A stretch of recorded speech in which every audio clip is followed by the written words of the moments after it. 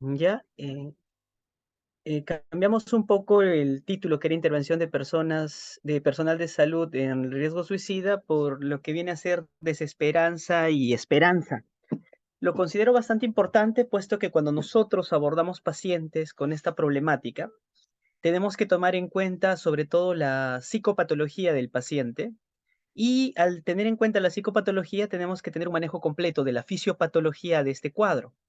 En ese sentido, vamos a tener la ponencia, la cual está dividida en 4 partes, pero antes vamos a rescatar lo importante de este tipo de abordajes, puesto que aproximadamente el 40% de personas que logran consumar un suicidio, ¿ya? Han intentado suicidarse previamente. Esto es un dato súper interesante e importante que vamos a tenerlo en cuenta durante toda la ponencia, ¿ya?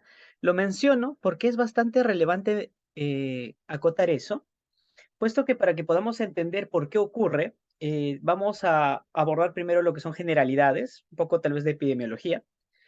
Vamos a hablar sobre lo que es la fisiopatología de este cuadro.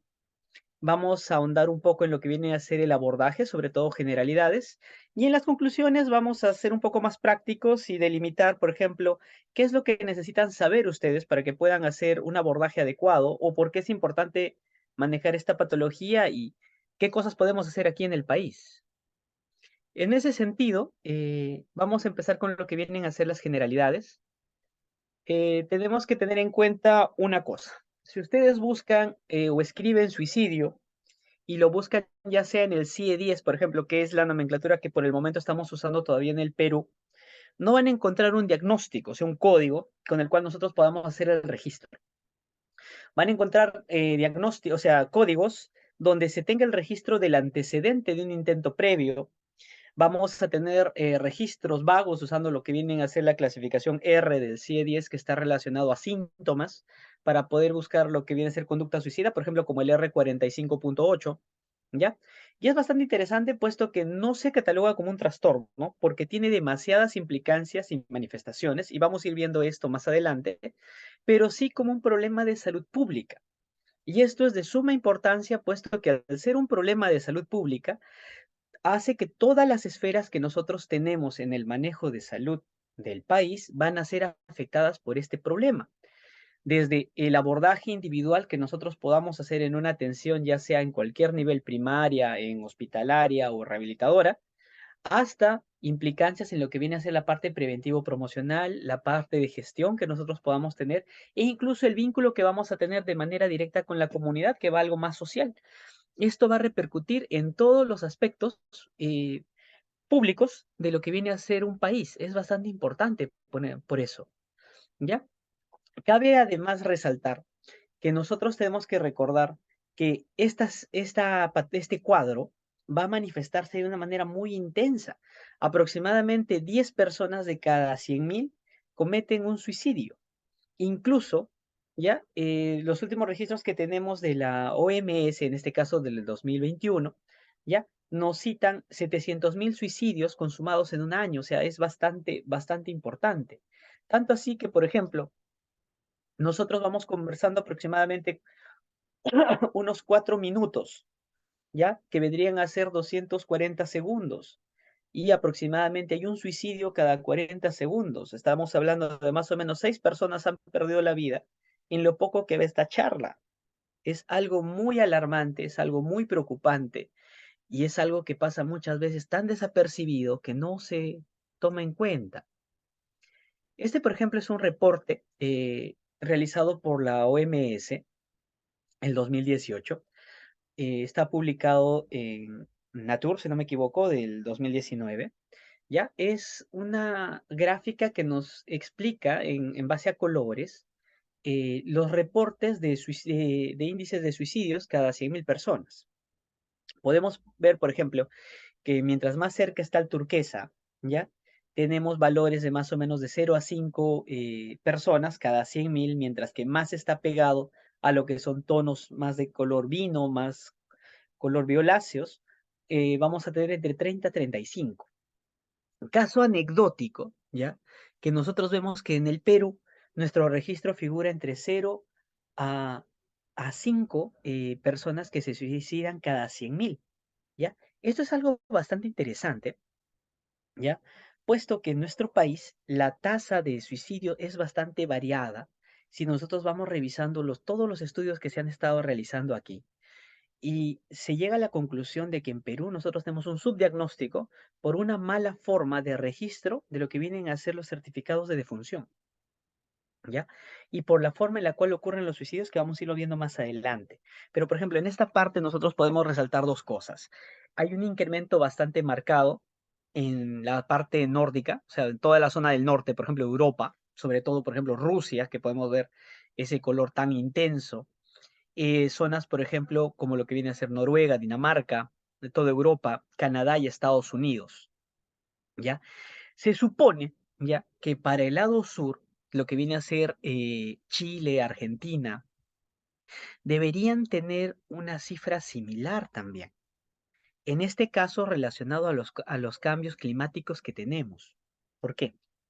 El índice de suicidio también está ligado a cambios estacionales. Mientras la estación es mucho más marcada, o sea, si hay un invierno más manifiesto, por ejemplo, un verano más manifiesto, en épocas de invierno o personas que nazcan en esta época, tienen mucha más facilidad de desarrollar a la larga algún tipo de cuadro que los ponga en riesgo y más facilidad de que, ya sea por un cuadro comórbido o por alguna patología mental, puedan cometer algún tipo de conducta suicida. ¿Ya? Esto es súper importante y también nos da un índice bastante interesante de que hay un subdiagnóstico muy marcado en lo que viene a ser todo Sudamérica. ¿Ya? Eso es muy importante de remarcar. Lo que sí tenemos que tener en cuenta desde siempre es que una cosa es llegar a un suicidio consumado y otra cosa es el número de intentos suicidas o las conductas suicidas manifiestas que vamos a tener en la población. Esta gráfica, por ejemplo, nos relata una historia muy curiosa en cómo la forma de cometer un suicidio consumado en relación a varones y mujeres, a pesar de que haya disminuido la cantidad en relación a 100.000 personas, esa dinámica donde el varón se suicida o sea, 2.3, o sea, 2 tercios más que la mujer, es muy interesante. O sea, hay un tercio más de varones que se suicidan que mujeres. Esto es bastante importante, pero también hay que resaltar que en el número de intentos es al revés. Las mujeres intentan suicidarse mucho más que los varones, pero los varones son más efectivos en lo que viene a ser la letalidad. ¿Ya? Esto es bastante interesante y nos lleva a varias problemáticas. Dentro de esta, por ejemplo, una de las partes principales que yo resaltaría es la que está en rojo, que viene a ser la regionalidad, puesto que estas tasas de suicidio son bastante elevadas en poblaciones jóvenes, por ejemplo, en la zona donde nosotros vivimos. Poblaciones jóvenes ocupan más o menos las personas entre 15 hasta 29 años. Es algo muy importante para nosotros, puesto que viene a ser la población económicamente activa, o sea, población que a nosotros nos importa en relación a la productividad que van a tener para el país y el desarrollo que se va a facilitar con ellos. Por otro lado, también es importante mencionar para su lado izquierdo, por ejemplo, el acápite de discapacidad, puesto que a nivel mundial los suicidios representan el 50% de todas las muertes violentas registradas, tanto que incluso en las mujeres llegan a ser el 71%. Esto es importantísimo, puesto que estamos hablando de un índice similar a lo que viene a ser violencia o guerra, ¿ya? Y es bastante importante en ese sentido esta prevalencia. Por otro lado, en Perú, las formas más comunes de realizar una conducta suicida, o sea, de hacer todo el proceso que nos va a llevar a un suicidio consumado, viene a ser la ingesta de plaguicidas, el ahorcamiento y el uso de armas de fuego, ¿ya? Que son de los más comunes dentro de nuestra localidad. Hay muchas formas, incluso lo que era caída al vacío, pero dentro de Perú, las más comunes vienen a ser esas tres, por lo menos que se llegan a registrar. Como les menciono, hay subregistros, por ejemplo, de personas que se puedan tirar al vacío o que se puedan tirar hacia la carretera, porque muchas veces queda marcado o queda registrado como un accidente de tránsito o una caída por desplome por otro motivo y no se logra concluir la causa porque es difícil muchas veces reconocer todos los indicios que nos llevarían a poder explicar que esta situación pasó por ello. Por ende, se presupone que hay muchos casos que pasan de largo por nosotros. Tanto así que decirles, por ejemplo, entre una persona más o menos, entre los 20 a los 29 años, ya que logra consumar un suicidio, ya tiene que haber en promedio unos 34 intentos para que yo pueda saber que ha ocurrido un suicidio. O sea, es así la diferencia. Pero mientras vamos aumentando la edad también, por ejemplo, eso va cambiando. Tanto así que, por ejemplo, con ancianos, nosotros vemos cifras que por cada 2 intentos uno fallece. Ya, y eso también lo vamos a ir viendo cuando veamos la parte de la fisiopato que nos interesa para el manejo que vamos a realizar. Esta, por ejemplo, es una tabla elaborada por Román Lazarte y Huarcaya. Es bastante importante porque es un registro departamental de lo que vienen a ser estos suicidios que les mencionaba con esta subtasa que tenemos aquí en Perú. Pero aún así, basándonos en esta subtasa, ¿ya? Podemos ver que hay regiones que tienen predisposición a presentar este tipo de conductas. Cabe resaltar que Lima, siendo una de las urbes más grandes, con una de las problemáticas más intensas y la sexta ciudad más violenta de todo el mundo, ¿ya? Figura con cifras menores que lo que viene a ser Madre de Dios, lo que viene a ser la misma región central con Junín, por ejemplo, Cusco, incluso Arequipa y Tacna, ¿ya? Es bastante importante el subregistro que se tiene aquí y se debe tener en cuenta, por ejemplo, que en Madre de Dios se han incrementado los registros, igual que en lo que viene a ser la zona sur, a causa de lo que vienen a ser el uso de tamizajes, el uso de instrumentos para recolección de datos, ¿ya? Que ha facilitado que se pueda tener estos cambios. Pero cabe resaltar ese problema de subregistro o problemas en lo que viene a ser la forma con la cual nosotros vamos llenando los certificados médicos en relación a lo que viene a ser defunción, ¿ya? Pero hay que tenerlo en cuenta. En ese sentido, la predisposición, por ejemplo, que nosotros tenemos, viene a ser a la zona sur de Perú, por lo menos por estos registros que nos deja Román Lazarte y Huarcaya, sobre todo hacia la región oriente incluso, ¿ya? Y esto lo vamos a ir debatiendo y probablemente cuando vayamos hablando de la fisiopato voy a ampliar un poquito. Si desean pueden intervenir si es que tienen dudas mientras vamos conversando de esto, porque va a haber datos que les voy a ir explicando y si es que quieren que sea más dinámico, yo no tengo ningún problema para ir conversando mientras vamos viendo ello. En relación a la prevalencia de vida, esto es bastante importante porque de 10 personas, uno va a tener ideación suicida una vez en su vida, ¿ya? Vamos a tener un 3% también de planes de suicidio, o sea, personas que planean cómo van a matarse, pero no llegan a realizarlo.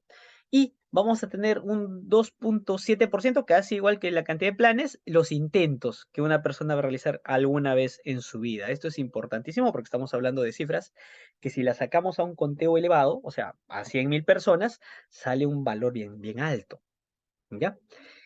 En ese sentido, tenemos que tomar también en cuenta otro parámetro, ¿ya?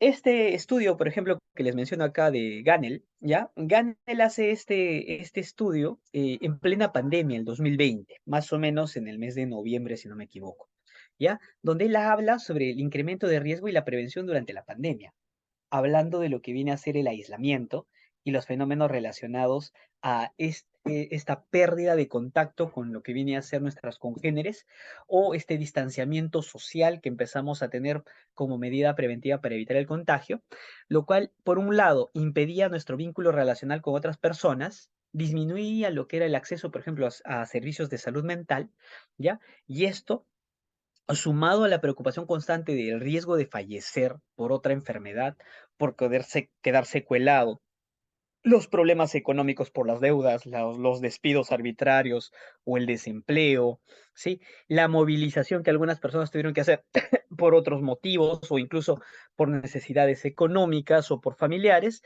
conllevaron un aumento de estrés social que incrementó de manera alarmante todo tipo de patología mental y dentro de estas problemáticas sociales como lo que es conducta suicida. Esto es bastante importante de mencionar, puesto que no es la única vez que en Perú se suscitan crisis de esta magnitud, solo que fue la única vez, por lo menos en los últimos 50 años, en las cuales se suscitó algo a nivel nacional. Generalmente está relegado a distintas regiones por varias causas que vamos a ir conversando. ¿Ya? Y con este preámbulo y con esos cambios que se puede mencionar, la problemática social que más o menos ya tienen un poquito impreso y la importancia de por qué tengo que saber esto, vamos a pasar a la fisiopatología para entender por qué ocurre esto. ¿Ya? En ese sentido, cuando nosotros hablamos de esto, el modelo más completo viene a ser el modelo biopsicosocial de riesgo suicida, que nos habla de muchas cosas, lo cual vamos a dividirlo en tres: factores distales, ¿sí? Factores de desarrollo, ¿sí? Y factores proximales. Todo esto dentro de un contexto sociocultural. Siempre que nosotros veamos conducta suicida, tenemos que tener en cuenta, uno, contexto sociocultural. No es lo mismo abordar una persona con conducta suicida aquí en Lima que abordar una persona con conducta suicida en el altiplano, que abordar una persona con conducta suicida en el Amazonas, que abordar una persona con conducta suicida en Trujillo o Tacna, o incluso en otros países. Es completamente diferente por muchas situaciones. La primera, la ubicación geográfica condiciona distintos tipos de respuesta. Las respuestas estrés no son iguales a nivel del mar que en altura. La respuesta en estrés no es igual a cierta cantidad de humedad a ausencia de humedad. La respuesta de estrés no es igual en verano que en invierno. Varían bastante. Y de igual manera, eso es solo con la parte geográfica. La respuesta de estrés a nivel sociocultural no es igual para una persona analfabeta que para una persona con estudios de primaria, que para un universitario o una persona con un posgrado. No es igual. De igual manera, la respuesta que nosotros podamos tener a esto no es igual que una persona que está pasando por problemas económicos o que viene de una extrema pobreza a una persona con una economía estable. ¿Sí? De la misma forma, no es lo mismo abordar una persona que vive en zona urbano marginal y en zona rural. Son completamente distintos. ¿Ya? De igual forma, no es lo mismo abordar una persona que tiene acceso a situaciones de peligro, como por ejemplo acceso a medicamentos, armas, objetos punzocortantes, detergentes o venenos, por el tipo de trabajo que realizan, ya sean enfermeros, enfermeros, médicos, bomberos, laboratoristas, farmacéuticos, que personas que no tienen acceso a este tipo de medios. ¿Ya? Y por otro lado, no es lo mismo abordar una persona que tiene un soporte socioemocional amplio a una persona que vive sola.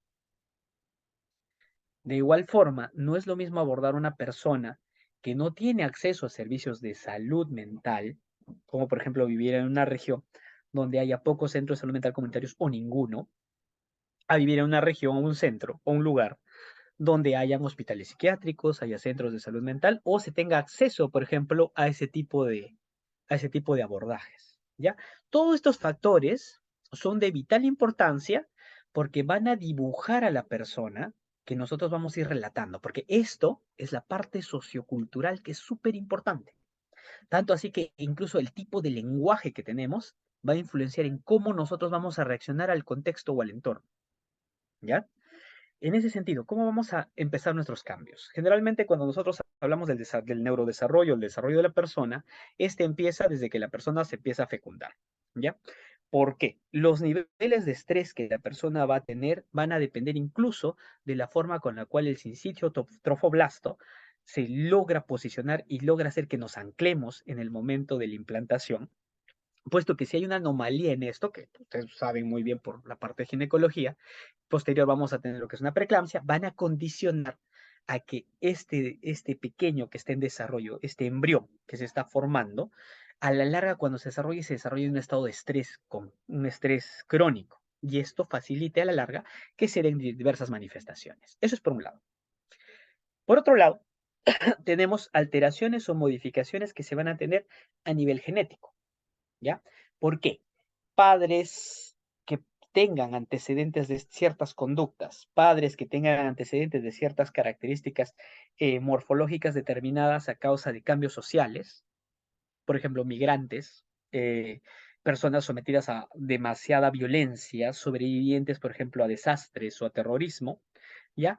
Van a tener predisposición por cambios a nivel epigenético en ellos, por modificación en histonas, acetilación y metilación de determinados genes, la posibilidad de que cuando el niño nazca, nazca con una facilidad de metilar o acetilar los mismos genes ante situaciones de estrés y que por ende la conducta sea más fácil de manifestarse.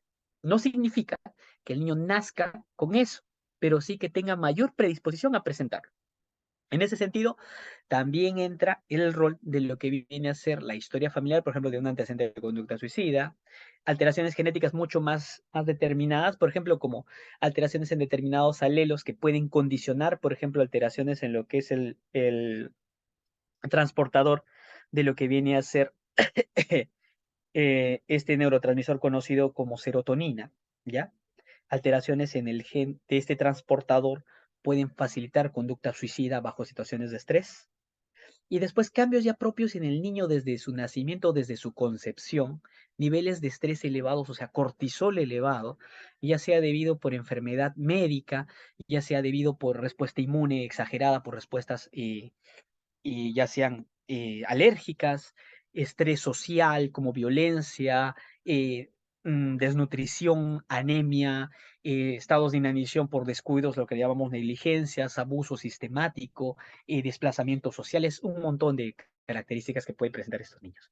Esto sumado a lo que vienen a ser modificaciones epigenéticas debido al estrés constante, van a ser el caldo de cultivo para que la personalidad, la forma de desarrollo y concepción incluso del mundo de esta persona varíe o se modifique de tal manera que las condiciones que van a tener van a hacer que sea más proclive a ser vulnerable a respuestas de estrés. O sea, estamos hablando de la formación de un fenotipo específico de persona o varios fenotipos que van a tener la predisposición o la forma de convertirse en una persona sensible a eventos estresantes. Y como nosotros sabemos, el mundo está lleno de eventos estresantes, de todo tipo, buenos o malos. ¿Ya? Pero eso va a condicionar que nosotros nos expongamos a estos más adelante, ya lo que vienen a ser los factores proximales, y esto conlleve a la expresión o a la aparición de fenómenos de desregulación emocional y lo que nosotros llamamos desesperanza. La aparición de desesperanza es el núcleo de cultivo para que se pueda empezar a gestar lo que viene a ser la ideación suicida, después se estructure en lo que viene a ser el plan y después en el intento y pueda llevar en uno frustro o un suicidio consumado. Pero básicamente, si nosotros resumimos todo este cuadro, estamos hablando que eventos adversos en la infancia, ya sea desde la época de la concepción hasta el término del neurodesarrollo, van a condicionar que estas personas puedan ser proclives a la aparición de esta conducta con mayor facilidad. ¿Cuándo es el término del neurodesarrollo? Aproximadamente entre 25 a 30 años. ¿Eso qué quiere decir? Que las primeras 4 décadas de la vida son de vital importancia para el desarrollo de este cuadro. En ese sentido, como estamos hablando de eventos adversos en la infancia, vamos a resumirlos de manera muy simple. Hay una escala de presentación de estos eventos. Dentro de esto tenemos lo que vienen a ser los abusos, como ustedes conocen, abusos físicos, emocionales y sexuales. Tengas en cuenta que los abusos sexuales no se resumen solo en lo que vienen a ser violaciones consumadas, sino también en lo que vienen a ser tocamientos, lo que viene a ser exposición a material pornográfico a una edad inadecuada o erotización temprana del menor. ¿Ya? Cuando se hicieron estos estudios que los realizó el doctor Felitti a partir de 1998, se contempló poblaciones menores a 18 años. ¿Ya? Actualmente hay variantes de los ACEs, si algunos contemplan 25, 30 años, va a depender de bueno, del investigador ya que esté viéndolo o las características independientes que se estén observando. Pero la parte de la temática de abusos, por ejemplo, se mantiene sin variación.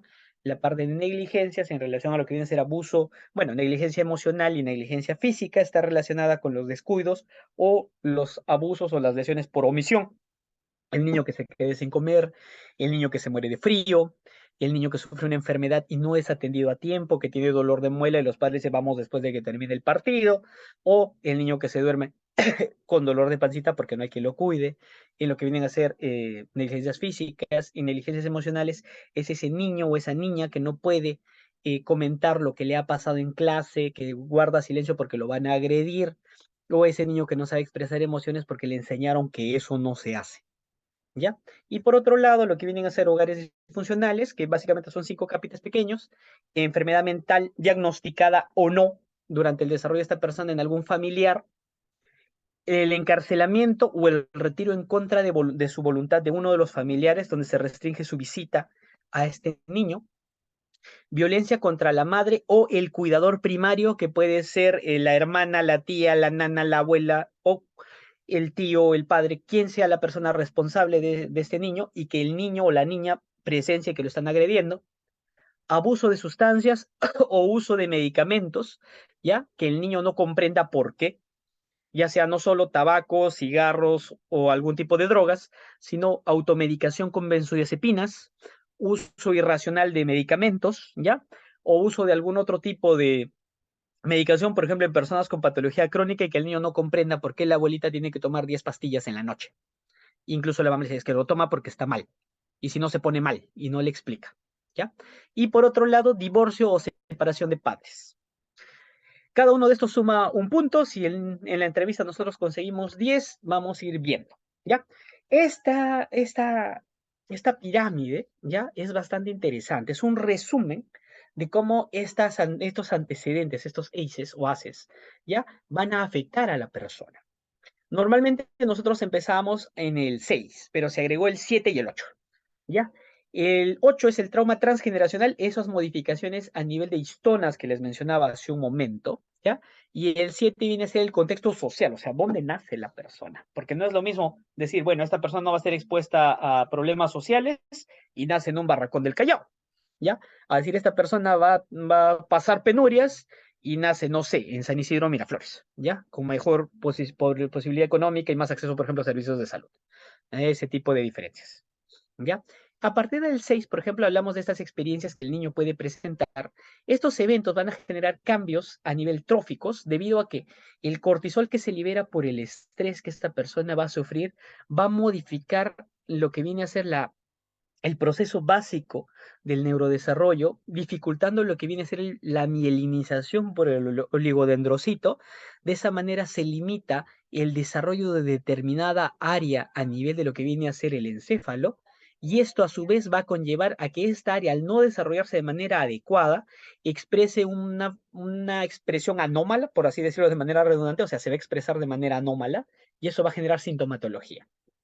Esa sintomatología se va a expresar a través de deterioro social, emocional o cognitivo, que va a causar que la persona adopte ciertos comportamientos para poder regularse o sentirse cómodo, lo cual a su vez va a conllevar a que desarrolle enfermedades, discapacidades o problemas sociales. Y esto a su vez puede causar que la persona fallezca antes de la esperanza de vida de la población media.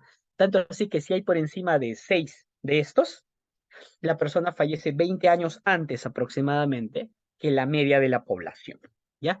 A nosotros nos importa bastante esto porque nuestra psicopatología, o sea, la semiología que hacemos nosotros como psiquiatras, la recabamos en base a los síntomas que estas personas van a expresar, y esos síntomas que expresan, nosotros los identificamos en base a la zona o los sistemas que se han dañado debido a estos procesos inflamatorios.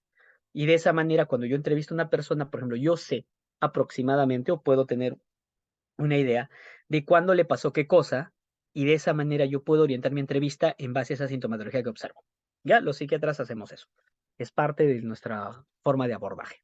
En ese sentido, las consecuencias de tener estos seises van a facilitar que se expresen comportamientos que son perjudiciales para las personas, y a su vez problemas ya de salud médica, ya sea a través de manifestaciones de cambios corporales o socioculturales. En ese sentido, por ejemplo, tenemos en cambio de comportamientos tendencia a lo que es sedentarismo con mucha más facilidad, lo cual va a conllevar a incremento de lo que es ser lípidos y obesidad, por un problema que se va a tener que conversar un poquito más adelante relacionado a lo que es el cortisol, facilidad de tabaquismo, alcoholismo, consumo de sustancias psicoactivas y desempleo, ¿ya?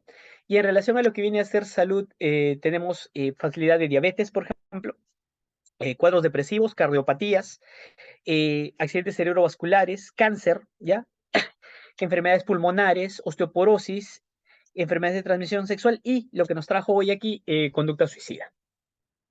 En ese sentido, por ejemplo, cuando este tipo de cosas se expresa, es importante saber que cuando nosotros hablamos de antecedentes traumáticos en la infancia, no se resume solo a cambios en el comportamiento o manifestaciones en salud mental que vamos a tener, sino en esta gráfica que resume la anterior, podemos ver que altera todo tipo de manifestaciones en relación no solo a salud, sino a desarrollo personal, limitando lo que son oportunidades, promoviendo lo que son conductas de riesgo, ¿sí?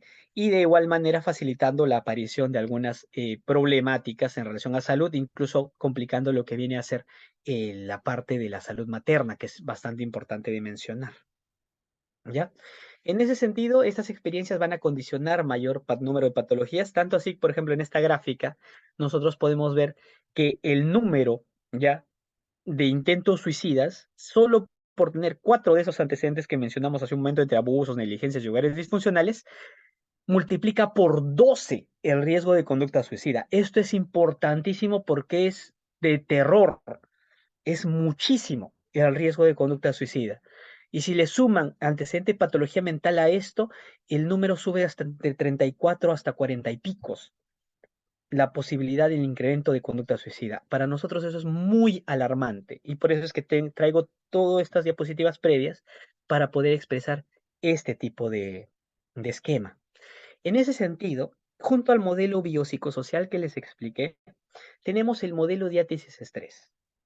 Lo mantengo aquí porque el modelo diátesis-estrés junto con el biopsicosocial son los dos modelos que al unirlos nos dan a entender por qué se manifiesta la conducta suicida. En el modelo anterior teníamos los factores distales, ¿no? Que estábamos viendo que vienen a ser caracterizados por los eventos adversos en la infancia, ¿sí? Los cambios a nivel prenatales que tienen las personitas, la epigenética que va a expresar estos dos, los factores genéticos que condicionan ciertas desregulaciones, ¿ya? Pero acá nos habla de factores intermedios. Los factores intermedios son bonitos porque nos menciona estructuras y nos menciona 5. Nos habla de conectividad cerebral, nos habla de corteza prefrontal, nos habla de la ínsula, del cingulado anterior y del estriatum. ¿A nosotros nos importa muchísimo? Sí, sobre todo corteza prefrontal. ¿Por qué? La corteza prefrontal junto con el cingulado, la ínsula y el estriatum son los responsables del manejo de la respuesta a estrés que nosotros vamos a tener.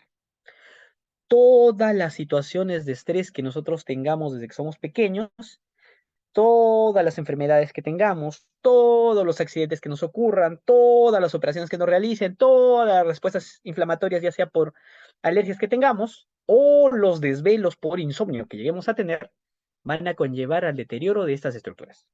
Si estas estructuras se alteran, van a facilitar, por un lado, que el eje hipófisis hipotálamo adrenal se desregule con incremento de cortisol, van a generar que el sistema de serotonina se desregule, que vamos a verlo en un momento mencionando lo que es el GLU, y van a facilitar que mecanismos proinflamatorios estén expresados siempre. Todo esto va a generar que se exprese a través de cambios conductuales que vamos a tener nosotros como desregulación emocional, desesperanza, manifestaciones ansiosas, impulsividad, aislamiento o inhibición social, problemas en lo que es memoria de trabajo y problemas en toma de decisiones. Todo este caldo de cultivo, sometido a situaciones de estrés, como por ejemplo ingreso a la universidad, salida de la universidad, jalar un curso, ingreso a un trabajo nuevo, cambio de domicilio, van a tener un bebé, se van a casar, ¿ya? Va a conllevar que la persona pueda expresar por un nivel de estrés incrementado una conducta suicida como respuesta a ello. En ese sentido, nosotros tenemos que tener en cuenta 4 cosas. Lo primero, el eje hipotálamo hipófisis adrenal, que lo vamos a ver en un momento, que es de súper importancia conocerlo, saberlo y la importancia que tiene este eje en relación a 3 estructuras. Corteza prefrontal, como mencionaba, amígdala e hipocampo, para tenerlo en relación. Eso vamos a dejarlo por un ladito, pues lo vamos a ver en un ratito, y voy a centrarme en otras dos. Cuando nosotros hablamos de lo que viene a ser serotonina, que es un neurotransmisor que facilita el vínculo social, o sea, básicamente nos hace sociables, ya tenemos que tener en cuenta 2 cositas. Lo primero, la serotonina facilita el proceso de sociabilización y la sociabilización es el núcleo por el cual el ser humano funciona en grupo, en sociedad y, entre comillas, es lo único que nos mantiene vivos. Porque el ser humano, a diferencia de otros animales, no tiene garras, no tiene colmillos, no es grande, no tiene una fuerza descomunal, no tiene un pelaje espeso que lo protege, o una armadura de quinina o de otro material que pueda ser una escama que evite que nos dañen. Somos súper frágiles, somos pequeños, demoramos en independizarnos y estar activos socialmente para poder cazar, comer y alimentarnos. Y aún así, a pesar de todo esto, somos la especie dominante del planeta. ¿Ya? No tiene sentido. A excepción de que de todas las especies de mamíferos, somos la única que tiene una forma de regulación similar a un insecto. Podemos estructurar nuestra sociedad incluso mejor que ellos, haciendo jerarquías y especializando actividades dentro de los miembros. Otras especies de mamíferos no pueden. Es nuestra diferencia. Y es lo que nos hizo que nosotros podamos básicamente dominar el mundo. Pero para que esto se mantenga, necesitamos nuestra capacidad de sociabilizar. Durante todos estos años que nos hemos venido desarrollando como especie, ¿ya? Aproximadamente 100.000 años, ¿ya? Lo único que ha hecho nuestro cerebro es mejorar nuestra capacidad de sociabilización. Como ustedes bien saben, los procesos de adaptación y evolución son muy lentos. 100.000 años es nada. La hipertrofia a nivel de corteza prefrontal que tenemos fue por el exceso de alimento en relación al incremento súbito de proteínas que teníamos a disposición porque matábamos todo, ¿ya? Pero a su vez esto sirvió para que cada vez los conglomerados de personas que toleramos sean mayores. Por eso, si ustedes se dan cuenta, actualmente Lima está creciendo hacia arriba, ¿ya? Hace 50 años crecía hacia los lados. Y hace 100 años eran grupos separados de personas que iban moviéndose. Y eso es solo en 200 años de historia. O sea, Lima se ha consolidado y empezado a crecer de una manera descomunal. O sea, si tenemos todo esto en cuenta, la capacidad de sociabilizar nos ayuda un montón. De igual manera, esta capacidad de sociabilizar evita que nosotros expresemos respuestas a estrés que puedan conllevar a una respuesta desproporcionada o instintiva, una respuesta primitiva. Las respuestas primitivas que conocemos como instintos hacen que la persona no sea racional durante esa expresión y que prima solo su supervivencia. Las más comunes vienen a ser lo que viene a ser la respuesta lucha-huida y el congelamiento, que son las más usuales. O sea, pego, me escapo o me quedo paralizado o me hago el muerto. Son las más usuales. ¿Ya? El estar en grupo evita que estas se activen. Al no activarse podemos desarrollarnos como siempre. ¿Qué hace que estemos en grupo? En parte, las redes relacionadas a lo que es serotonina. O sea, la serotonina facilita el vínculo social. ¿Ya? ¿Por qué hago todo esto todo, o sea, todo este colofón para que se pueda entender esta parte, porque la serotonina no se produce en el cerebro, entre comillas. Para que el sustrato de la serotonina exista, nosotros dependemos de lo que comemos, o sea, de las bacterias comensales que tenemos a nivel del intestino grueso. ¿Eso qué quiere decir? Que yo necesito de mi flora bacteriana para poder procesar lo que es el triptófano y de esa forma yo pueda sacar lo que viene a ser la serotonina. Si yo tengo una alteración en flora, ¿se producirá triptófano? No, probablemente no. Si no se produce, ¿va a haber serotonina? No. Si no hay serotonina, ¿el comportamiento del ser humano va a cambiar? Sí. ¿Eso qué quiere decir? Que así como el cerebro es un regulador de nuestro comportamiento y conducta, los intestinos también. Y a eso se le llama GLUT, ¿ya? Esto, que viene a ser el otro cerebro, que viene a ser el segundo cerebro, que son nuestros intestinos, son de súper importancia en lo que es conducta suicida.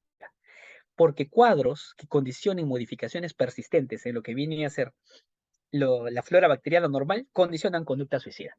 Y es una de las causas, por ejemplo, por lo que personas con VIH con cuadros diarreicos crónicos tienen mayor riesgo de conducta suicida que personas con VIH sin cuadros diarreicos crónicos. ¿Ya? Esto es bastante importante y muchas veces nosotros lo pasamos de manera desapercibida. ¿Ya? Y ya con todo esto, vamos a hacer uno de los ejemplos más divertidos que conozco. Este es el ejemplo de la doctora Ross. A los psiquiatras nos gusta experimentar con seres humanos y también hacer experimentos con animales para probar cambios y modificaciones en conducta. Esto es uno bastante interesante que se ha realizado 1.000.000 de veces, pero este me gusta mucho por la forma con la cual se analiza. Usamos dos grupos de ratitas. Una ratita muy empeñosa que está para el lado izquierdo de su pantalla, que cuida a sus ratitos, mientras que por el otro lado vemos una ratita que no cuida a sus ratitos y los deja a la intemperie. Este tipo de comportamiento de cariño que nosotros llamamos apego, ¿ya? Va a generar un proceso de demetilación cuando se realiza de lo que viene a ser el promotor del gen NR3C1, ¿ya? A nosotros, ¿por qué nos importa esto? Porque cuando este promotor se demetila, o sea, se expresa, ¿ya? Este gen va a promover que dentro de lo que viene a ser el hipocampo se expresen receptores de glucocorticoides, ¿ya? Mientras que si es que no se da este cuidado, hay un fenómeno de hipermetilación, o sea, el gen se cierra, no se expresa y hay pocos glucocorticoides. Y esto tiene un motivo. ¿Por qué? Cuando una persona es adulta, en este caso estos ratitos son adultos, ¿ya? Yo los expongo a estrés. Lo normal es que el eje hipófisis hipotálamo adrenal se active. Al activarse esa respuesta de cortisol va a hacer que yo entre en un estado de alerta para sobrevivir. ¿Qué quiere decir? Que, digamos, si ahorita hay un sismo, este eje se tiene que activar con la finalidad de que yo me pueda escapar o me refugie y sobreviva de manera pronta. Pase el sismo, o sea, pase el movimiento, y este eje debe apagarse, y para que se apague y yo pueda regresar a mi funcionamiento normal, yo dependo de los receptores de glucocorticoides en mi hipocampo, que van a hacer un efecto de feedback negativo y la persona se tranquiliza. Pero si no hay esos receptores, ¿el feedback se dará? Lo más seguro es que no. Y tiene un motivo biológico por el que no. Porque si estos ratitos desde una edad temprana se han expuesto a una situación adversa y saben que el mundo es adverso y es feo, ¿les convendría estar tranquilos? No, porque se pondrían en peligro. ¿Eso qué quiere decir? Que biológicamente se adaptan, entre comillas, para tolerar el estrés. Y de esa manera, al tolerar el estrés, tienen más oportunidades de sobrevivir en entornos de violencia, en entornos de peligro, y por eso es que el eje no debe inhibirse. El problema es que esto va a condicionar a que tengan un montón de enfermedades y patologías derivadas de todo esto. Y eso es importante para nosotros, porque una de esas manifestaciones viene a ser la conducta suicida. Aquí tenemos el mismo ejemplo, pero de una manera un poquito más directa que nos da Tureki. ¿Ya? Él nos habla, por ejemplo, que el hipocampo, ¿ya? Antiestrés, interacciona con el hipotálamo, ¿sí? La pituitaria, la región adrenal, y ¡pum! El cortisol se libera, nos entramos en estrés, se normaliza el estrés, ¡pum! Se regula con el feedback negativo y seguimos haciendo nuestras cosas tranquilas y la homeostasis se regula.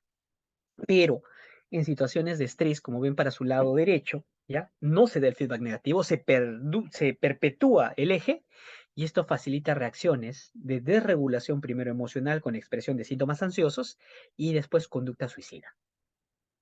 Muy importante, ¿por qué? Porque el ser humano, como les explicaba hace un momento, sigue siendo un animal y es un animal catalogado dentro de los mamíferos. Y dentro de los mamíferos, bueno, si quieren pueden decir homínidos y todo lo que quieran, está catalogado dentro de animales diurnos. ¿Eso qué quiere decir? Que nosotros tenemos funciones que se realizan durante el día y funciones que se realizan durante la noche. Para que yo realice mis funciones del día, yo voy a usar cortisol.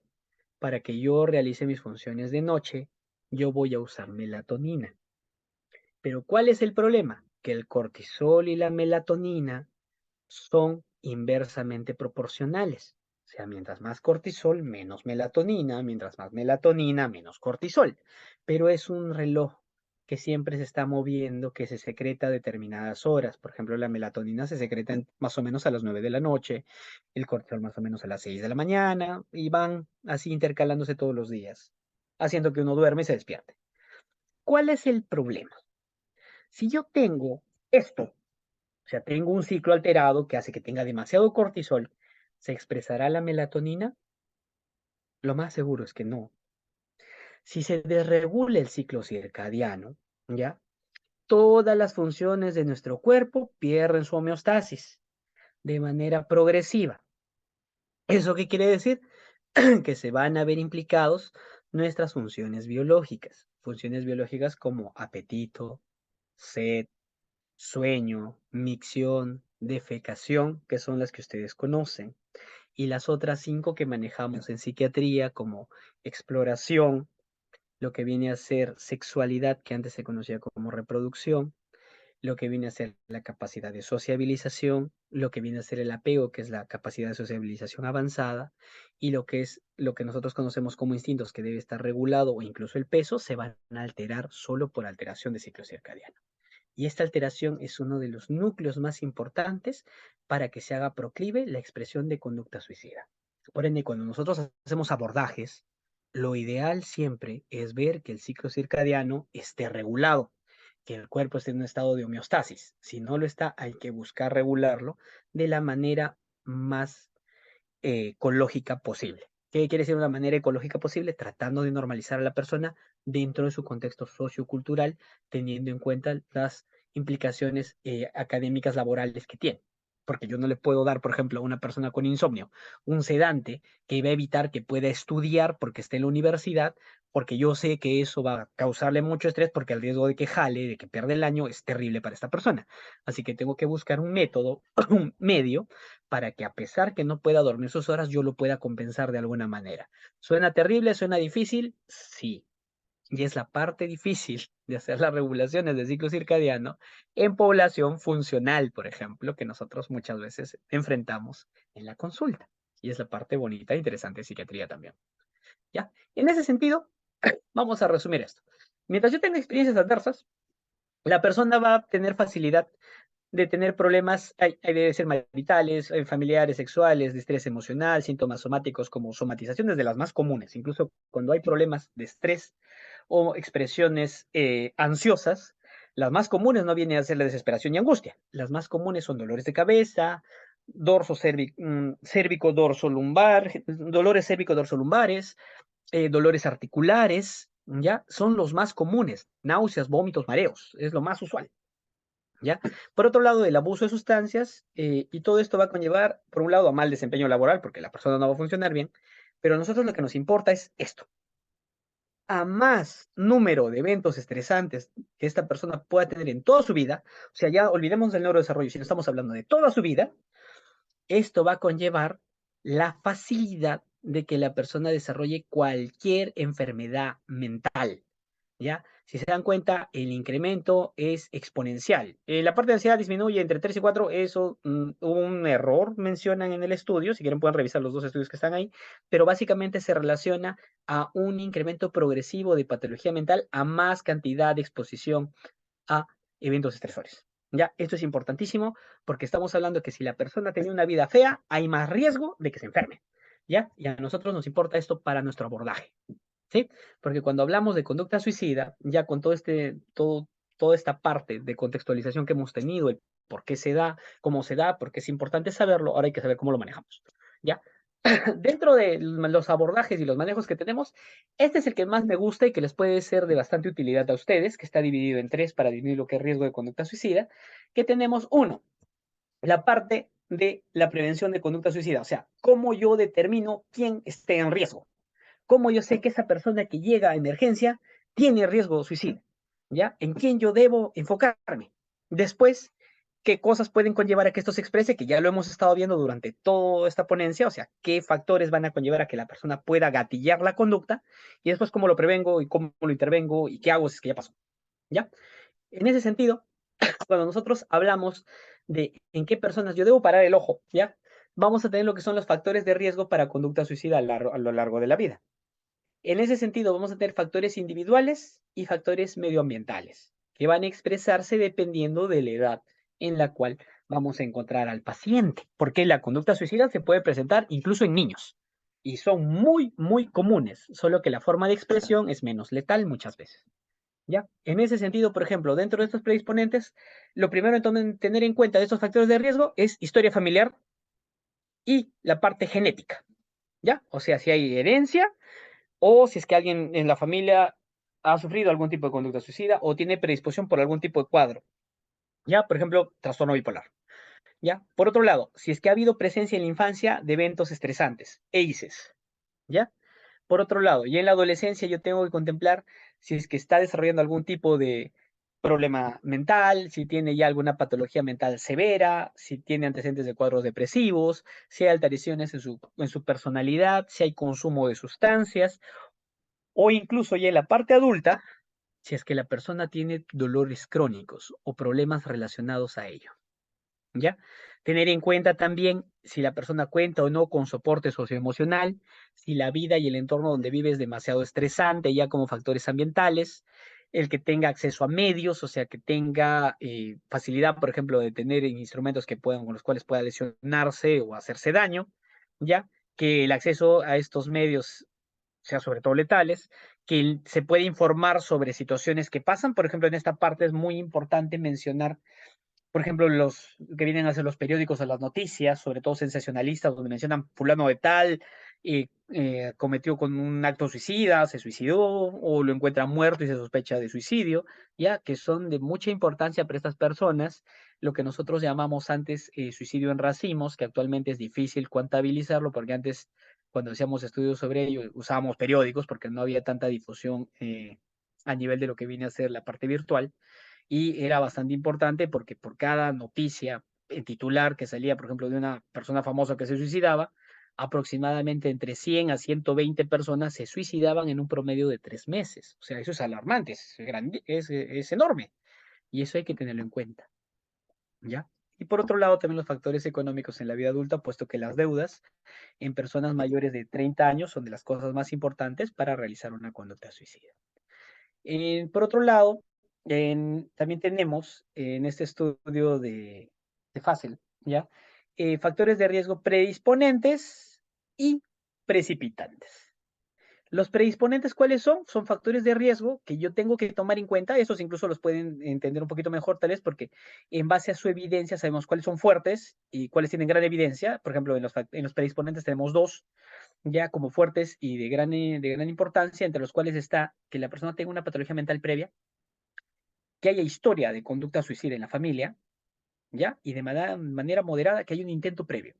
O sea, esos tres puntos yo los tengo que tener en cuenta. Aparte de esto, que haya deprivación social y antecedentes traumáticos en la infancia, también es relevante, pero estos tres primeros son de vital importancia para que yo piense que esta persona pueda llegar a tener conducta suicida, que tenga alguna patología mental, que tenga antecedente familiar de conducta suicida o que lo haya intentado antes. ¿Y qué puede hacer que esta persona, ¿sí? O sea, con este caldo de cultivo lo exprese, ¿ya? Vienen a ser los factores precipitantes. Dentro de estos tenemos tres que tienen bastante relevancia. El primero, el uso de alcohol y drogas, ¿ya? Los otros dos, que tenga acceso a medios letales, estresores vitales, que son lo importante, y también ponen dentro de esto que la persona sea diagnosticada de una enfermedad terminal o alguna enfermedad física crónica, sobre todo que tenga características de dolor. O sea, el dolor crónico es importantísimo también.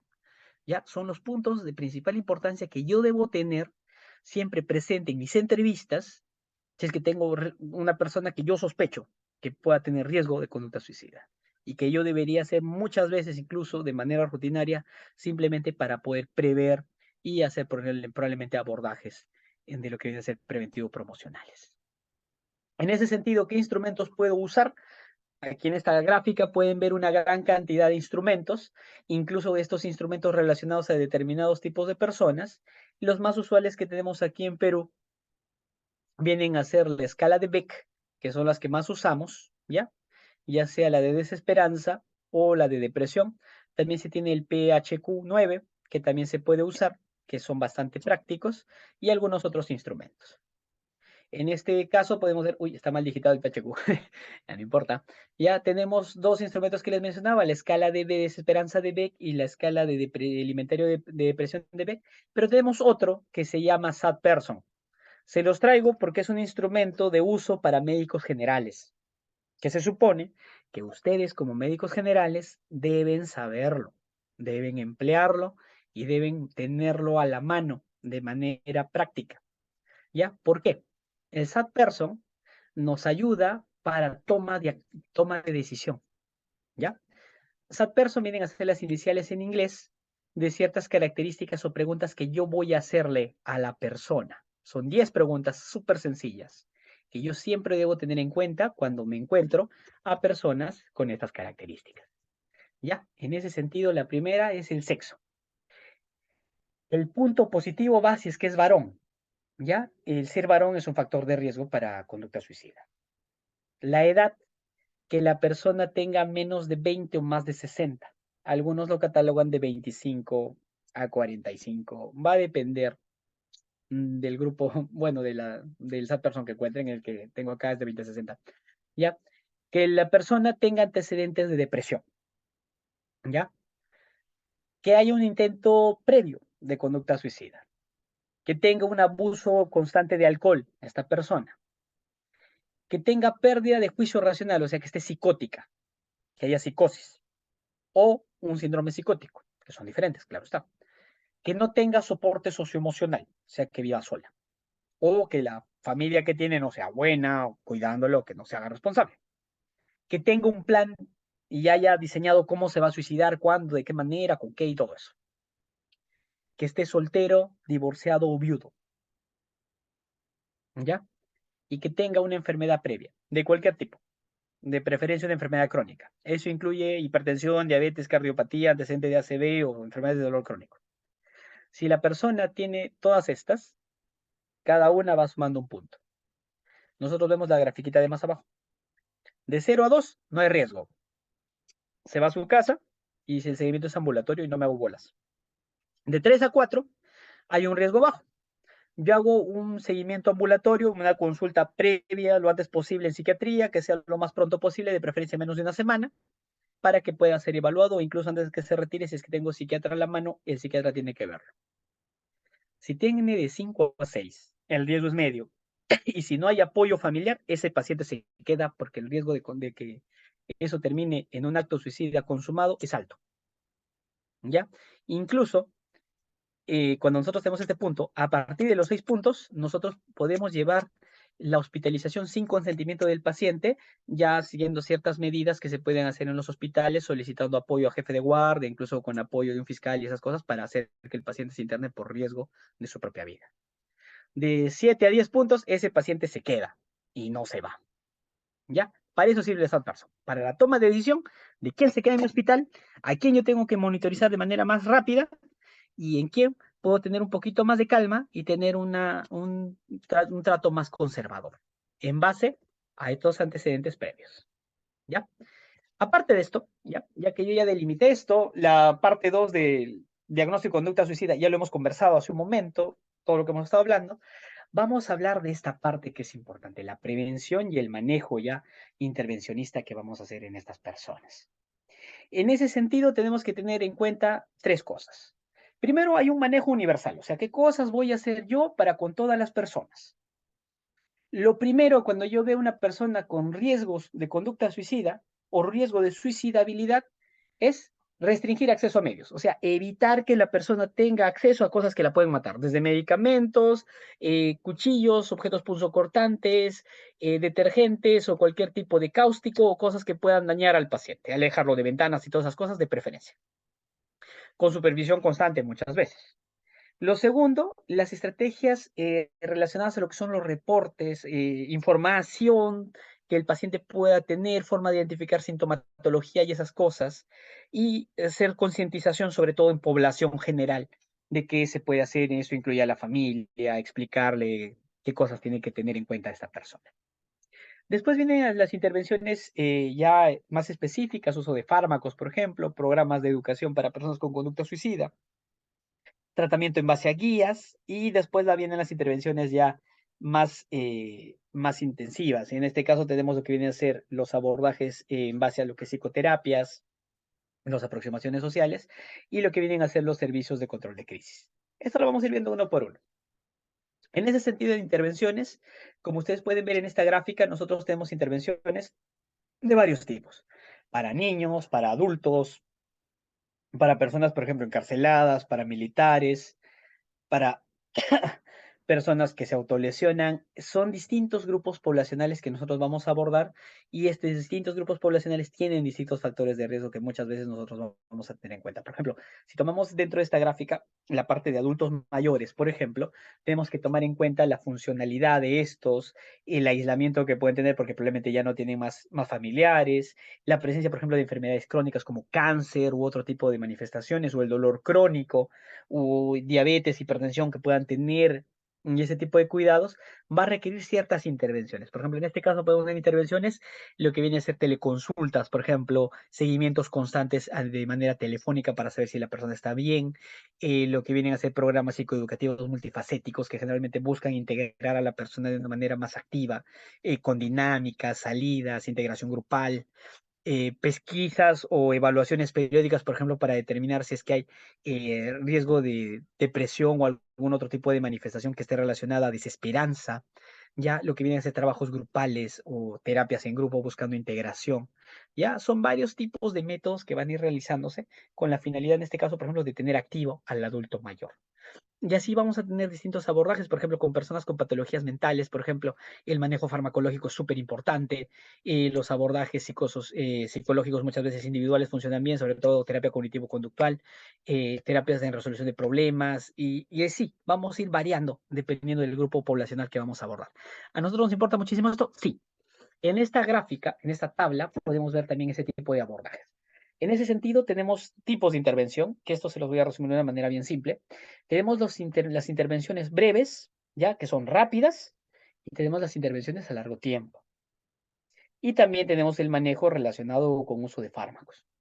En ese sentido, por ejemplo, en las intervenciones psicosociales breves, que viene a ser básicamente el primer contacto o en contacto de crisis que vamos a hacer con la persona que tiene este problema, es el manejo, por ejemplo, que vienen a ser los cuidadores o las personas que van a estar en el soporte de estas, ya con quienes vamos a trabajar, quiénes nos van a ayudar, qué personas pueden estar, digamos, en contacto con estas personas que están con este problema, ¿sí? Cómo vamos a elaborar lo que nosotros llamamos plan de seguridad, por ejemplo, que viene a ser una forma con la cual yo reconozco cuáles son los factores de riesgo que esta persona puede tener y en base a eso yo tengo qué personas puedo llamar, a quién tengo disponibilidad, qué entorno saludable tiene esta persona, qué actividades puede ir realizando y yo lo voy armando con la finalidad de que todo esto evite que la persona presente una crisis. Y así como hago mi plan de seguridad, por ejemplo, hago mi plan de crisis. Busco qué cosas son las que pueden gatillar que la persona se ponga mal, cómo actúa cuando está mal y quiénes son las personas más cercanas que pueden reaccionar. De tal manera que cualquier persona que lo intervenga ya sabe hacia quién llamar o en quién recurrir o qué cosas tiene o qué tengo que tener en cuenta, qué tipo de reacciones alérgicas, por ejemplo, tiene esa persona, qué medicamentos usualmente consume, si ha tenido antecedentes previos y todo eso. Y para eso me sirve todo ello. ¿Ya? Es una forma de tener ya todo preestablecido con la finalidad de que si ocurre una situación de crisis, yo reacciono rápido. Y por otro lado, técnicas de manejo o de control rápido para este tipo de reducción de conducta suicida que vienen a ser, por ejemplo, primeros auxilios psicológicos, que viene a ser una vertiente que ya el profesional debe estar versado en eso. O sea, todo profesional de salud debe saber primeros auxilios psicológicos para manejo de crisis, no solo en conducta suicida, sino en cualquier tipo de patología. Ya, por ejemplo, de abordajes de larga duración, sobre todo, por ejemplo, el más usual es terapia cognitivo-conductual, terapia dialéctica conductual, también tiene muy buena respuesta para este tipo de cuadros. Manejos específicos para suicidabilidad o terapia de aceptación y compromiso tienen buena respuesta. Los procesos de mentalización o psicoterapias interpersonales también. Y tenemos un gran bagaje de métodos que podemos usar para este grupo de personas. Y asimismo, tenemos medicamentos que tienen respuesta o disminución de lo que viene a ser conducta suicida. Por ejemplo, el más usual, el más antiguo que tenemos como antisuicidal viene a ser el litio. Después tenemos otros dos. Uno viene a ser la clozapina, que también tiene respuesta de conducta suicida, sobre todo en personas con psicosis, y la otra es la ketamina. El problema de la ketamina es que este medicamento tiene gran riesgo de dependencia. O sea, estas personas que usan ketamina pueden generar una dependencia con el tiempo, por eso es peligroso. Aparte que para su uso generalmente se hace protocolizado con un internamiento breve en hospitales especializados, así que por ende no es tan fácil. Actualmente tenemos uno nuevo que es la esketamina, que es una versión modificada de la ketamina sin el potencial de adicción, pero es súper caro. Actualmente la esketamina, por ejemplo, solo para que lo conozcan, se usa como chisguete intranasal de 2 aplicaciones, ¿ya?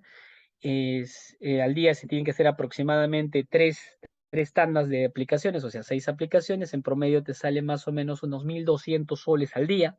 Y el tratamiento completo te sale más o menos en 26.000 o 28.000 soles, ¿ya? Simplemente para completar todo el manejo que se requiere para eso. Es súper caro, ¿ya? Y en algún momento probablemente esté accesible a los bolsillos, pero se tiene eso ahí. Por otro lado están los inhibidores selectivos de recaptación de serotonina. Estos no los menciono aquí yo como antisuicidales porque incluso pueden llegar a ser prosuicidales. Si es que más adelante o si nos da un poquito de tiempo lo conversamos porque hay algunos datos importantes que tengo más adelante para señalar. Y la buspirona no sirve. Ya, vamos cambiando. Aparte de esto, tenemos lo que viene a ser protocolos de manejo de la OMS. Ya, por ejemplo, este es un protocolo de manejo del MHGAP1. Existe MHGAP1 y MHGAP2. El 1 me parece más ordenado que el 2, más que todo por la forma con la cual se presenta. Para mí, si a alguno le gusta el 2, puede usar el 2 también. Este es un protocolo de toma de decisiones. tenemos el 1, 2 y 3. En el 1, por ejemplo, vemos actos médicamente graves de autolesión, o sea, una persona que viene con autolesión a su emergencia, por ejemplo, de ustedes, al consultorio donde se están atendiendo. En este caso, ustedes detectan eso, piden que la persona no se quede sola, y ya dependiendo de los protocolos que te solicita, vas usando, por ejemplo, el 2.1, 2.2, 2.4, que te van a explicar incluso. El 2.1 te dice tratamiento de intoxicación por plaguicidas y te dice qué hacer. Por ejemplo, si estás y te dice, cuida a la persona con autolesiones, el 2.2 te dice dentro de esta guía cómo cuidarla, ¿ya? Por ejemplo, dice, ofrece y active el apoyo psicosocial, el 2.3 te explica cómo se hace eso. Es una guía bien sencilla, bien simple, bien fácil de aprender, que te orienta en personas con autolesiones, en personas con riesgo inminente de conducta suicida o de autolesión, y en riesgo de autolesión marcada. Y si se dan cuenta, lo que todos te dicen al final es que el paciente pase a una evaluación por un especialista. Pero para que ese paciente pase una evaluación con un especialista, tú tienes que derivarlo. Y para que tú lo derives, tú tienes que poder identificarlo, controlarlo y manejarlo medianamente, o sea, estabilizar lo que tú puedas para que el paciente pueda ser evaluado en el centro donde tenga que llegar. Esto es importantísimo, ¿ya? Y en ese sentido, vamos a hablar de las conclusiones, ¿ya? En estas conclusiones vamos a hablar de tres cosas pequeñas. ¿Qué requiero yo para poder hacer este abordaje? Uno, conceptos básicos. Teoría básica que hemos visto durante esta sesión. Hemos repasado conceptos pequeños de lo que es trauma. Hemos hablado de ciclo circadiano. ¿Qué habilidades tengo que tener yo? Primero, manejo de crisis con lo que son primeros auxilios psicológicos. Hay un montón de versiones, se puede aprender de manera gratuita en las páginas de la OMS, hay varios modelos. ¿Ya? Dos, debo conocer instrumentos. Les expliqué algunos. El más fácil para ustedes es SatPerson. ¿Ya? Tres, tengo que tener buen manejo de comunicación y trabajo en equipo. Cuando yo abordo a una persona con patología relacionada a lo que es conducta suicida o suicidabilidad, yo no lo manejo solo. Necesito siempre un abordaje integral y por ende necesito un equipo de manejo que me ayude a monitorizar, seguir y que me apoye. Cuando nosotros trabajamos en salud, no trabajamos solos, trabajamos en equipo. Nosotros guiamos el equipo, sí, pero trabajamos en equipo. ¿Ya? Y por otro lado, actualmente tenemos tecnologías que nos pueden servir de apoyo durante todo este proceso. ¿Ya? Tenemos apps, tenemos protocolos y tenemos telemedicina. En ese sentido, la primera cosa que ustedes deben hacer cuando estén frente a este tipo de situaciones, uno, es buscar las características del nivel de atención donde yo estoy. Si es un nivel de atención 1, o sea, estoy en un puesto de salud, en un centro, no en un centro de salud, sino en un puesto no pequeño, mi abordaje netamente es difusión. Yo hago abordaje preventivo, no trato, derivo lo más pronto posible. Si mi abordaje es en un centro de salud de nivel 2, ya nivel 3, ya o nivel 4, o sea, 1, 1, 2, 1, 3 y 1, 4, mi abordaje es apoyo social. ¿Eso qué quiere decir? Que yo voy a facilitar la resiliencia y que la emergencia que esté pasándose yo lo voy a estabilizar y lo voy a derivar. ¿Eso qué quiere decir? Que a partir del nivel 1, 2, nosotros debemos derivar a la persona buscando una estabilización y un manejo conjunto. Los médicos cuando hacen serum van a puestos 1, 2, siempre. Es muy raro que no vaya un 1, 1. Generalmente vamos a 1, 2 porque siempre que estamos nosotros se vuelve un 1, 2. ¿Ya? En ese sentido, ¿qué quiere decir? Que todos ustedes deben saber por lo menos primeros auxilios psicológicos para el manejo de estos cuadros y reconocer estos cuadros y poder derivarlos. El manejo de nivel 3 ya es un manejo por médico general de estabilización para patología física y derivación a un psiquiatra, por ejemplo. El manejo 4 es un manejo por psiquiátricos especializados y el manejo 5 es por psiquiátricos expertos dentro de esto, ya para manejo de conducta suicida. Actualmente en el Hospital Arco Herrera hay una iniciativa para el desarrollo de un programa experto de manejo de conducta suicida y probablemente cuando se termine de realizar, probablemente se los podamos compartir tal vez por aquí o probablemente se enteren por otro medio. ¿Ya? En ese sentido, cuando yo voy a hacer intervenciones en crisis en estas personas, yo tengo que contar con 5 elementos esenciales para mi intervención en crisis. Primero, brindarle seguridad a la persona. 2, promover lo que es calma. 3, autoeficiencia de la persona, no ser paternalista en mi abordaje. 4, buscar conectividad, básicamente trabajo en equipo, derivación, conectarme con los demás entornos que yo tenga a disposición, o sea, el grupo profesional que tenga a la mano. Y 5, buscar esperanza. ¿Qué me refiero con esperanza? La conducta suicida se manifiesta a través de una manifestación psicopatológica que se conoce como desesperanza. La desesperanza es la incapacidad de la persona de vislumbrar un futuro, o sea, ¿qué va a pasar después? El promover una esperanza significa estructurar de manera consciente los objetivos a corto plazo que nosotros vamos a ir resolviendo. Mire, señor, esto que le está pasando, yo entiendo que es difícil, pero vamos a manejarlo. De acá a unas horas vamos a tener esto. Estoy tratando de contactarme con tal persona, tal vez nos demoremos una hora. Vamos a ir viendo esto e ir informando a futuro qué cosas y qué acciones están haciendo y pedirle al paciente también si tiene algunas acciones a futuro y buscar que eso se pueda consolidar. Es una de las partes más importantes dentro de lo que viene a ser el abordaje de lo que es conducta suicida. Seguridad, calma, autoeficiencia, conectividad y esperanza son parte del bagaje propio que debe tener el intervencionista para poder manejar cualquier proceso tipo crisis. Dentro de esto tienen que conocer lo que son primeros auxilios psicológicos. Tengan en cuenta que a diferencia de otros procesos que nosotros hacemos para intervención en crisis, esta es una atención única. El tiempo promedio es entre 30 a 60 minutos para poder realizarla. Es súper breve. Se puede espesar dependiendo del eje que sea necesario. Está centrado en un manejo pragmático. No es intrusivo. Busca más que todo favorecer lo que es el diálogo con la persona. Evalúa necesidades y busca suplir las necesidades básicas lo antes posible para que la persona socialmente se estabilice. El entrenamiento es corto, es sencillo, pero requiere práctica. Y dentro de esto, por ejemplo, una de las técnicas que se usa, por ejemplo, no se las voy a explicar en este momento, pero es una técnica, por ejemplo, de inhalación de procesos respiratorios. No nos importa tanto la técnica, lo que nos importa son las dos imágenes de abajo. Cuando se realizan estas técnicas, muchas veces nosotros tenemos problemas para realizarlas con las personas porque no me acuerdo, no tengo un buen ritmo, estoy en un ambiente muy estresante, el paciente no me puede seguir. Para nuestra buena suerte, tenemos lo que nos ayuda un montón, vienen a ser las aplicaciones. Acá tenemos dos aplicaciones, para Android y para iPhone. Ya tenemos el Peace Breathing y el Breathe. Ya son dos aplicaciones que nos ayudan bastante para este tipo de cuadros. Por ejemplo, en ese sentido, esas técnicas de respiración, por ejemplo, las podemos ver aquí.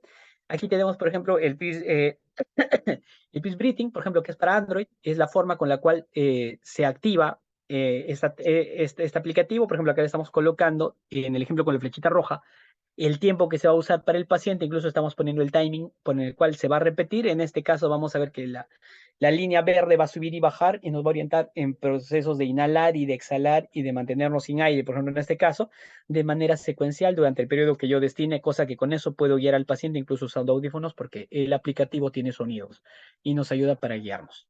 Por ejemplo, en lo que viene a ser los iPhone, tenemos el Brit tiene estas características, también se programa igual. Disculpen, de este sí tengo un video en el cual podemos ver, por ejemplo, cómo sube para inhalar, baja para que exhale la persona, por ejemplo, y te da un periodo donde dice mantente, donde no respires, y se repite. O sea, esta es la forma con la cual, por ejemplo, este aplicativo va a desarrollar este proceso que nos va a facilitar a nosotros, por ejemplo, el abordaje que estamos realizando si es que no podemos hacer un buen conteo, por ejemplo, para esta técnica. Y así como existe esta técnica, existen aplicativos, por ejemplo, como los aplicativos que dan algunas sociedades, por ejemplo, de prevención para el suicidio, como la Sociedad Española, donde incluso tiene un listado de los instrumentos que puedo usar o cómo desarrollar planes de crisis, por ejemplo. En ese sentido es bastante importante que lo conozcan. No lo puse en lo que vienen a ser las diapositivas, porque no sé si hay para Android, ¿ya? Pero uno, por ejemplo, de esos métodos que nosotros podemos usar para las personas que estén en este tipo de situaciones, hay un aplicativo que se llama el Prevent Suite, ¿ya? Que es el Prevent Suicide, que diga, es un aplicativo, por ejemplo, de la Sociedad Española para Prevención del Suicidio, que tiene ciertas características que se pueden emplear, por ejemplo, para reconocer ideas suicidas, si soy un profesional de salud y ciertos instrumentos que yo puedo emplear. Ya es bastante importante reconocer esto, porque en Perú nosotros para manejar este tipo de conductas, uno tenemos lo que es la línea 113 para que se puedan contactar con las personas cuando están en riesgo de suicida, o lo que viene a ser la 110, ya, o la línea 100, ya. También tenemos lo que vienen a ser los abordajes ya en centros estatales como hospitales generales, psiquiátricos y centros de salud mental comunitarios, los abordajes particulares con fundaciones o grupos de apoyo. Dentro de estos, el más conocido viene a ser Sentido.p, que viene a ser un centro de prevención para el suicidio, ya especializado ya aquí en Perú. Y por otro lado, como les mencionaba, tenemos todo este gran número de teléfonos a los cuales podemos llamar para poder ser socorridos en este tipo de situaciones. ¿Ya? No sé si ustedes tengan alguna pregunta, no sé si tengan alguna duda que quieran que les responda, por favor. Ha sido un gusto conversar con ustedes. Muchísimas gracias.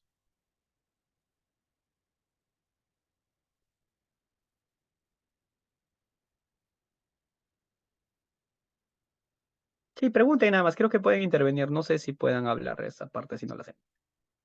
Doctor, muchas gracias por la ponencia, ha sido excelente. Bueno, muchos preguntan si podría compartir su material. Creo que a muchos les ha gustado los datos Claro, no hay problema. los datos que ha brindado. Han sido muy útiles. No los habíamos visto antes, esos datos que ha presentado. Incluso la parte final sobre las aplicaciones, creo que muchos no las conocíamos y creo que va a ser de mucha utilidad. Eh, una pregunta, hay algunas preguntas que nos llegan al interno y una de ellas es, en el caso de las personas que quieren de repente pedir ayuda y muchas veces no tienen acceso, ¿no? Porque nos mencionan de que han ido a centros comunitarios, pero como que no hay espacio en los centros comunitarios de la capital, de Lima. En esos casos, ¿qué deberían hacer? Ya, mira, estamos hablando ya de problemáticas sociales, pero es un desastre. Ya. El manejo de conducta suicida en Perú es problemático, es difícil y tiene muchas connotaciones negativas. Depende mucho de los profesionales de salud que los aborden. El problema muchas veces viene a ser tres cosas. Primero, por ejemplo, si es que no es un centro de salud mental comunitario o un hospital psiquiátrico, es el desconocimiento o incluso el estigma, que en este caso no lo pude mencionar porque nos hubiéramos puesto a hablar ya 2 horas. El estigma en salud, por ejemplo, es una de las cosas más terribles que nosotros vemos cuando vemos conducta suicida. Cuando un paciente llega con conducta suicida, inmediatamente es categorizado como algo inferior en un hospital general. Porque generalmente cuando va a un hospital va buscando sobrevivir. En este caso, los pacientes van buscando morir. ¿Ya? Eso causa que el personal sea o tenga un comportamiento aversivo muchas veces con estas personas, porque dices, muchos vienen acá a vivir y tú vienes con eso, y desde ahí empieza ese problema grande. Ese desconocimiento, ya sea porque no saben bien el manejo, desconocen la patología, hace que muchas personas no busquen ayuda, o que cuando van, en lugar de que se ayude a la persona, y el tipo de abordaje viene a ser aversivo, y la persona busca, o tiene más rechazo hacia esto. Por otro lado, en lo que vienen a ser ya los centros especializados, por ejemplo, para conducta suicida, yo debería sacarle una cita pronta al paciente y hacerle un seguimiento preciso antes de la primera semana. Pero por la demanda que nosotros tenemos en hospitales psiquiátricos y centros de salud mental comunitarios, por la carencia de personal, muchas veces no se da y al paciente se le evalúa en un mes. Y recurren y caen de manera reiterativa en emergencias, si es que tienen suerte, claro está. Por otro lado, el manejo también que se hace muchas veces en hospitales y centros de salud mental no es el idóneo. Y ese fenómeno de estigma también se ve así como en hospitales generales, en profesionales de salud mental. Es bastante curioso, pero se ve. Y sí causa que la persona sea aversiva a este tipo de manejos. ¿Y eso qué conlleva? Que el riesgo sea más alto. Cuando nosotros hablamos por eso de suicidio, lo ideal en el manejo no viene a ser la parte de recuperativa o el manejo en emergencias, viene a ser la parte preventivo-promocional.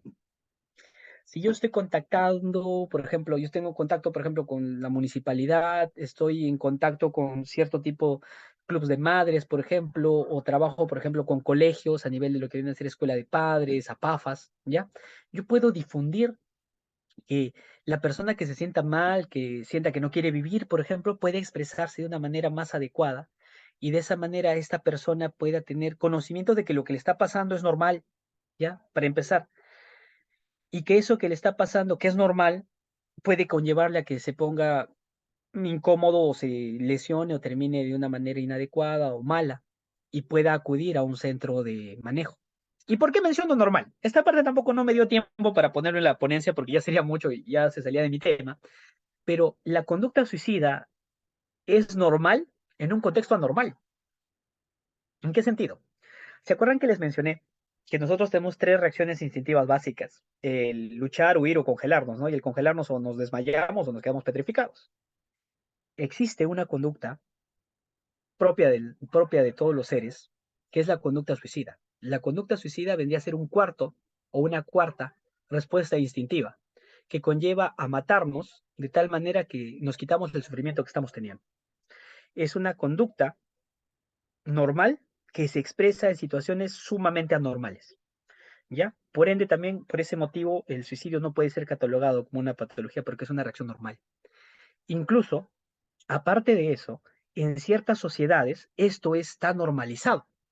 Por ejemplo, no sé si alguno de ustedes llega a trabajar en su serum con los aguajún, si alguno se va a la zona oriente norte, probablemente los llegue a conocer.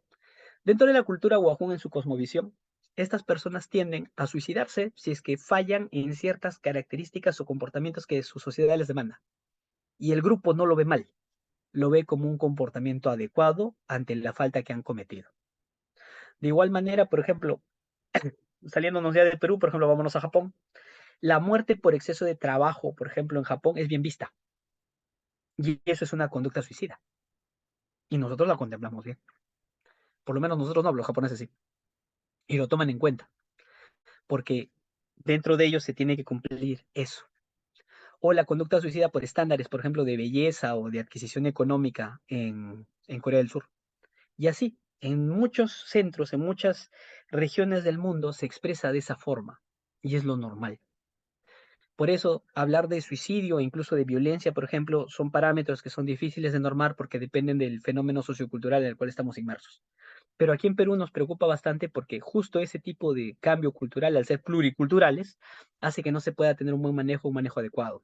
Y el desconocimiento del grueso ya de la parte médica, o bueno, de la parte de salud en general, ya sea por instituciones estatales o privadas, dificulta el manejo de estas personas. Y por eso es que tenemos ese subregistro.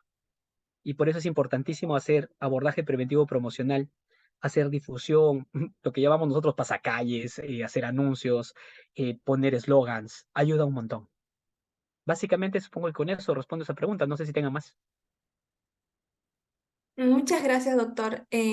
Realmente no hay muchas preguntas, lo que sí muchos han estado comentando tanto en el chat como por interno que ha estado muy interesante la ponencia y que, bueno, los puntos han sido muy bien abordados, ¿no? Y que creo que está muy clara toda la ponencia que ha dictado. Realmente estamos muy complacidos con esta ponencia. Muchas gracias, doctor. Ya, pues ha sido un gusto. Hasta la próxima. Gracias. Sí, hasta la próxima, doctor. Muchas gracias por el apoyo. Bueno, chicos, vamos a proceder a pasar el pase de lista final y bueno, nuevamente agradecerle al doctor por la ponencia brindada. Bueno, aquí les voy a pasar el pase de lista, chicos, por favor llénenlo para validar su asistencia el día de hoy. Muchas gracias.